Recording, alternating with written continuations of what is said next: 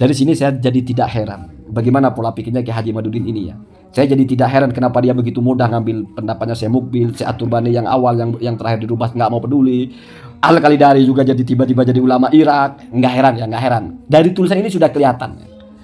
Sudah kelihatan sekali. Padahal misalnya ada orang mau presentasi tentang DNA, lalu saya ikut pendapatnya Dr. Sugeng. Orang akan tanya, Dr. Sugeng itu apa? Siapa? Kan begitu. Ya. Kan begitu mesti.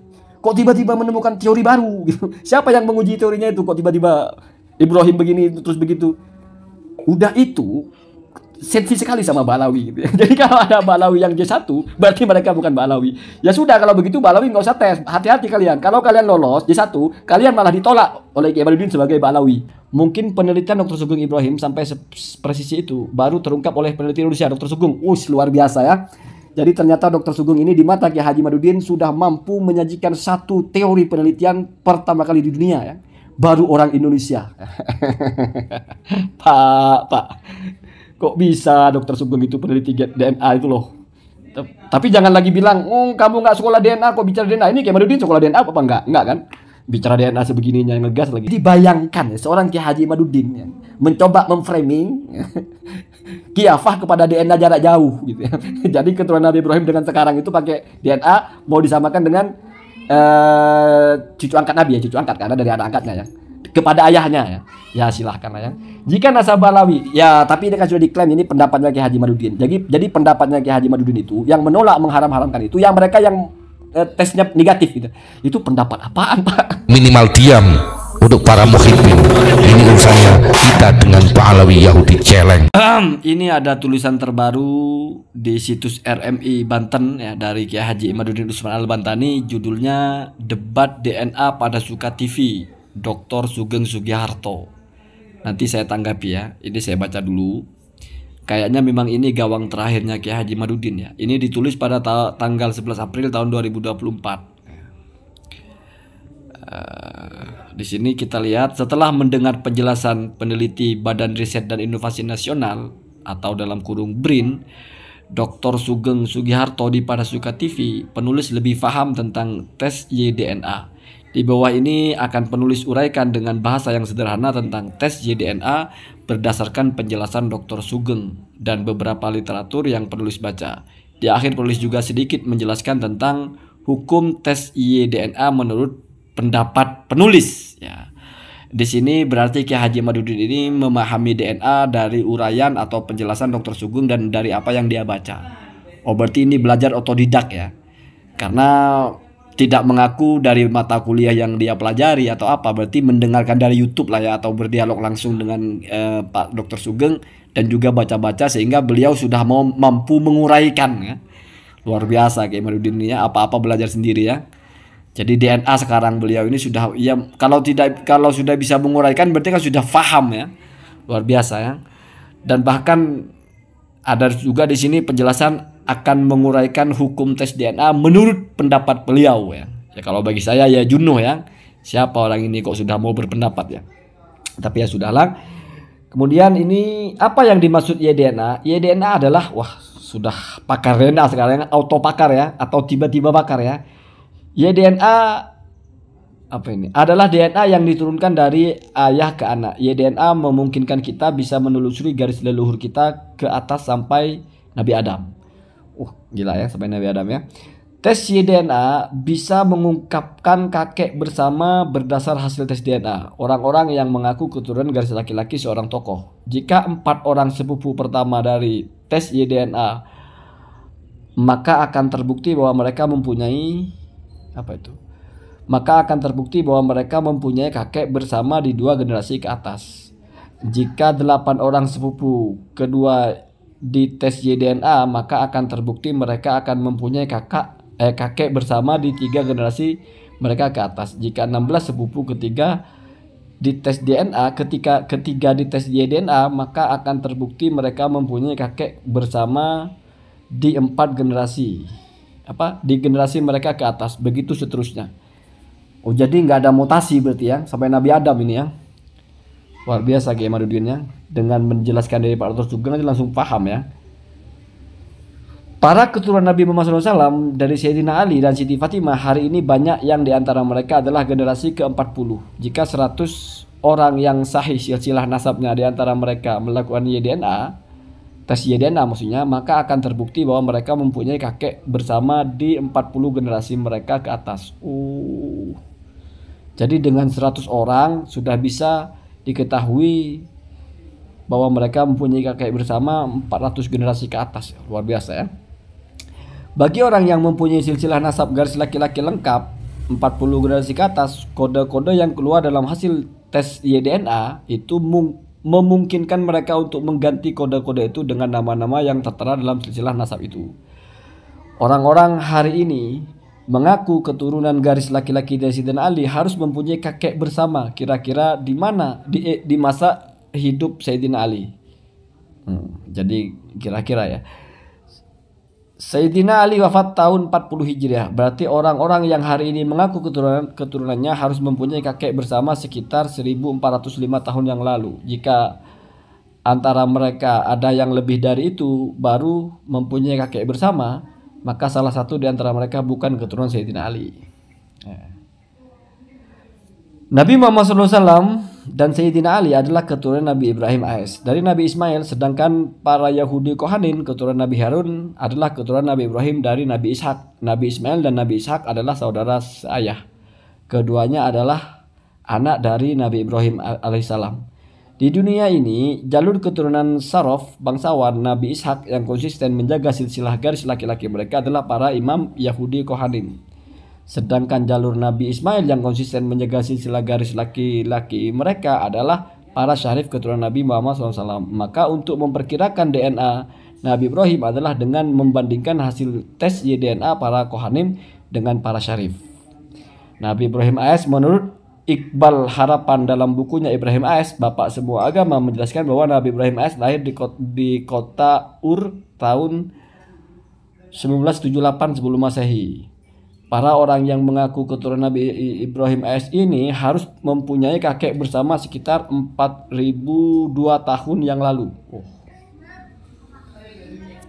Setelah para Kohanim ini tes DNA, dapat diketahui bahwa lebih dari separuh para Kohanim ini haplogrupnya J1. Begitu juga para keturunan Nabi Muhammad SAW yang telah melakukan tes YDNA, sebagian besar mereka mempunyai haplogrup J1. Jadi ingat ya, ini dari Kohanim yang dites ya, bukan semua Kohanim ya. Yang dites berapa orang, wallahu alam ya. Kemudian ini juga yang dari Syarif yang dites ya, tak tahu berapa. Tapi kayak berarti nggak membuka ke situ ya, karena nanti akan kelihatan ya. Ada berapa ribu atau berapa juta Kohanim, terus yang dites berapa kan begitu ya. Para keturunan Nabi Muhammad SAW yang berhaplogrup J1 dibuktikan dengan jalur silsilah nasab mereka yang terverifikasi dalam kitab-kitab nasab terdahulu, sedangkan hasil selain J1 tidak terverifikasi kitab-kitab nasab terdahulu. Wah, ini keren klaimnya ya. Jadi yang terverifikasi yang dites, walaupun Kiai Mahyudin tidak akan pernah berani menyampaikan siapa yang dites itu, yang J1 siapa, terus kitabnya apa saja yang mengkonfirmasinya ya. Ya diklaim saja, biasalah begitu ya. Haplogrup J1 mempunyai kakek bersama pada 15.000 tahun yang lalu, 15.224 tahun lalu. Itu dari Joris dan kawan 2015 ya, mungkin buku ya atau penulis ya. Dari sini sahih bahwa antara keturunan Nabi Ismail dan Nabi Ishak mempunyai kakek bersama, karena kakek bersama mereka adalah Nabi Ibrahim yang hidup sekitar 4.002 tahun yang lalu. Masih di bawah 15.224 tahun yang lalu. Jika salah satunya di atas 15.224 tahun yang lalu, maka salah satunya adalah bukan keturunan Nabi Ibrahim. Dari situ diketahui bahwa haplogrup Nabi Ibrahim adalah J1. Keren ya. Jadi sudah dipastikan oleh Kiai Haji Mahyudin bahwa haplogrup Nabi Ibrahim itu J1 ya. Jadi kalau bukan J1, mau O, mau R, mau E, A sampai Z ya, bahkan J kalau nggak J1 mungkin ya, sudah bukan Ibrahim kakeknya. Apalagi Nabi Muhammad, apalagi Sayyidina Ali. Ke Ibrahim saja bukan ya, begitu ya. Kemudian ini baru masuk peneliti BRIN ya.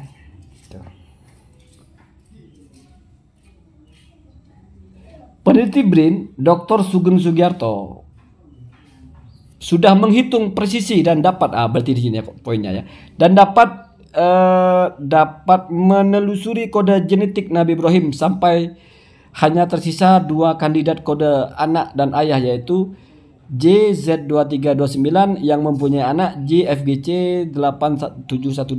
Dua kode anak dan ayah itu salah satunya adalah kode Nabi Ibrahim. Jika kode Nabi Ibrahim adalah J, maka kode JFGC adalah kode salah satu anaknya.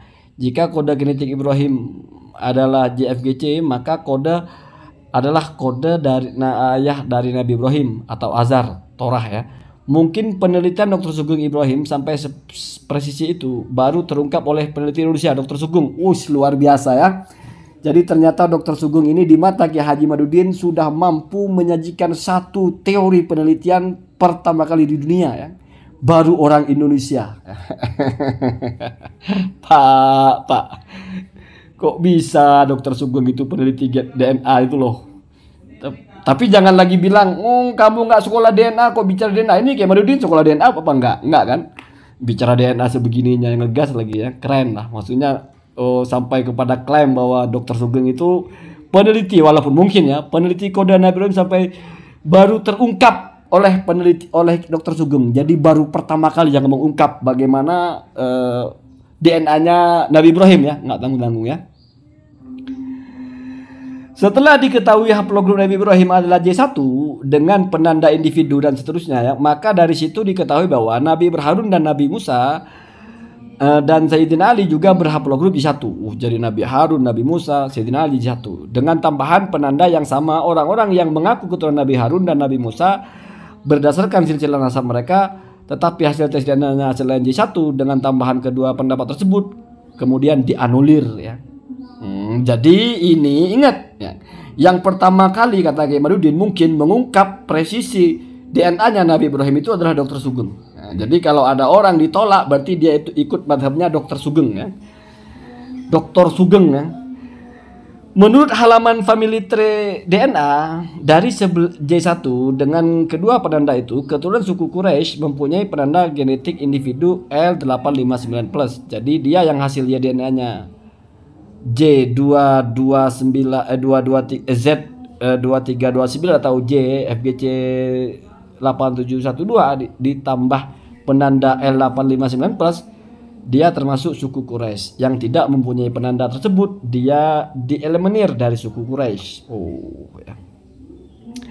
Setelah diketahui dia termasuk bagian suku Quraisy, untuk mengetahui apakah dia termasuk Bani Hashim maka harus mempunyai kode genetik individu Hashim yaitu FGC 873+. Dia yang tidak mempunyai kode genetik ya, walaupun dia termasuk suku Quraisy, ia tidak termasuk ke dalam klaster Bani Hashim. Bani Hashim adalah mereka yang mempunyai leluhur anak-anak Hashim bin Abdul Manaf. Anak-anak laki-laki dari Hashim bin Abdul Manaf adalah Abdul Muthalib dan Asad. Keturunan Abdul Muthalib dan Asad harus mempunyai penanda genetik J1. Jadi sudah harus J1 ya. L859 dan FGC 870713+. Yang tidak mempunyai kode tersebut tereliminir. Setelah kode genetik Bani Hashim diketahui, jadi ini ya, kode genetik Bani Hashim sudah diketahui, maka baru dilihat apakah ia mempunyai kode genetik dari Sayyidina Ali. Menurut family tree, kode genetik individu Sayyidina Ali adalah FGC 10500+. Sayyidina Ali mempunyai 18 anak yaitu Hasan, Husain dan seterusnya ya. Semua mereka yang mengaku sebagai keturunan dari 18 anak Sayyidina Ali harus mempunyai kode genetik Sayyidina Ali FGC 10500. Yang tidak mempunyai kode genetik tersebut walau mempunyai silsilah harus dieliminir. Jadi DNA itu di atas kitab ya. Kalau tidak sesuai DNA-nya, kitabnya dieliminir ya. Buku nasabnya keliru berarti.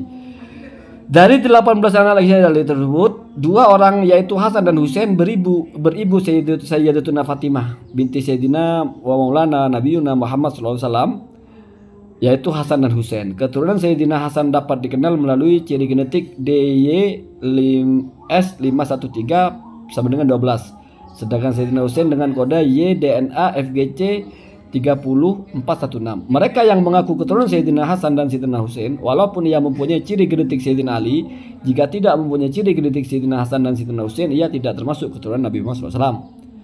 Ya, karena berarti masuknya kepada Alawi ya, tapi tidak masuk kepada keturunan Nabi ya. Kenapa Ba'alawi mustahil? Ini baru poinnya ya. Kenapa Ba'alawi mustahil keturunan Nabi Muhammad SAW menurut tes DNA? Ba'alawi mustahil sebagai keturunan Nabi Muhammad SAW karena dari mereka yang sudah tes DNA hasilnya mereka mayoritas berhaplogrup G, maka ditetapkanlah haplogrupnya adalah G. Orang berhaplogrup G jika disandingkan dengan orang yang berhaplogrup 1, maka mereka baru mempunyai kakek bersama yaitu GHIJK yang berumur antara 90.000 tahun sampai 25 tahun yang lalu, mungkin 25.000 ya. Jadi mustahil pada 1400 tahun yang lalu masa Hasan dan Husain antara G1 dan J1 bersaudara sepupu. Dari situ mustahil pula mereka mempunyai kode penanda Ibrahim, kode penanda Quraisy, kode penanda keturunan Ali, dan kode penanda keturunan Hasan dan Husain. Kata Rumil Abbas, ada 3 orang Balawi yang haplogrup J1. Bagaimana penjelasannya? Nah, perhatikan ya.